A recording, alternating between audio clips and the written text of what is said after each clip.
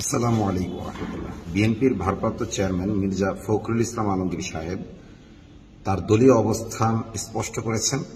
তিনি স্পষ্টভাবেই বলেছেন যে বিএনপি শরিয়া আইনে বিশ্বাস করে না এবং তারা শরিয়া আইন কামনা করে না। তো যারা শরিয়া আইনে বিশ্বাস করে না, যারা শরিয়া আইন কামনা করে না, তারা কাফের।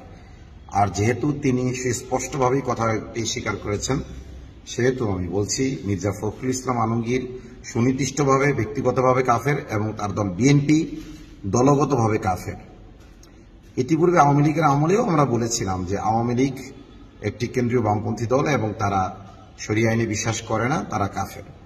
তবে আওয়ামী লীগের সৎসাহস ছিল না বলে তারা স্পষ্টভাবে হয়তো কথাগুলো বলতে পারে নাই।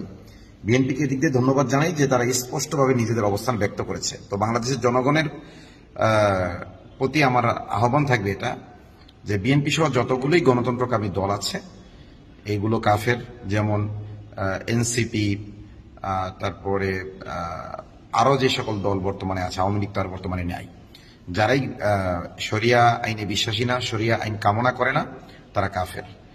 আর তাদেরকে যারা কাফের বলে না, কাফের মনে করে না, তারা চরম পর্যায়ের পথভ্রষ্ট মুরজিয়া।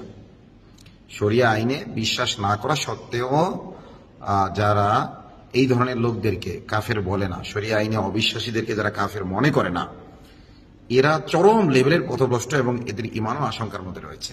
আর যে সকল গণতান্ত্রিক ইসলামপন্থী দল রয়েছে তারাও চরম পর্যায়ের পথভ্রষ্ট, বিভ্রান্ত। তারা গণতন্ত্রকে বিশ্বাস করে না, কিন্তু তারা মনে করে গণতান্ত্রিক পন্থায় ক্ষমতায় গিয়ে তারা ইসলাম কায়েম করবে, যা আদৌ সম্ভব না। আর সম্ভব হলেও এটা ইসলামী শরিয়া অনুযায়ী বৈধ না। ইসলামের সুস্পষ্ট নির্দেশনা রয়েছে দিন কায়েমের, দাওয়াত, হিজরত, জিহাদ। সুলাইমান আলাইহিস সালাম হুদুদ পাখির মাধ্যমে রানী বিলকিসকে দাওয়াত দিয়েছিলেন এবং পরবর্তীতে সুলাইমান আলাইহিস সালামের হিকমা এবং জ্ঞান গর্বপূর্ণ কথাবার্তা, আচার আচরণে মুগ্ধ হয়ে রানী বিলকিস ইসলাম গ্রহণ করেন এবং তার ইসলাম গ্রহণের মাধ্যমে তার রাষ্ট্রে ইসলাম প্রতিষ্ঠিত হয়। তো এভাবে দাওয়াতের মাধ্যমে ইসলাম প্রতিষ্ঠিত হয়েছে। মদিনায় রাসূলুল্লাহ সাল্লাল্লাহু আলাইহি ওয়াসাল্লামের হিজরতের মাধ্যমে ইসলাম প্রতিষ্ঠিত হয়েছে এবং মক্কা নগরীতে জিহাদের মাধ্যমে ইসলাম প্রতিষ্ঠিত হয়েছে। তো দাওয়াত, হিজরত এবং জিহাদ এটা ছাড়া ইসলাম প্রতিষ্ঠার অন্য কোনো পন্থা নেই।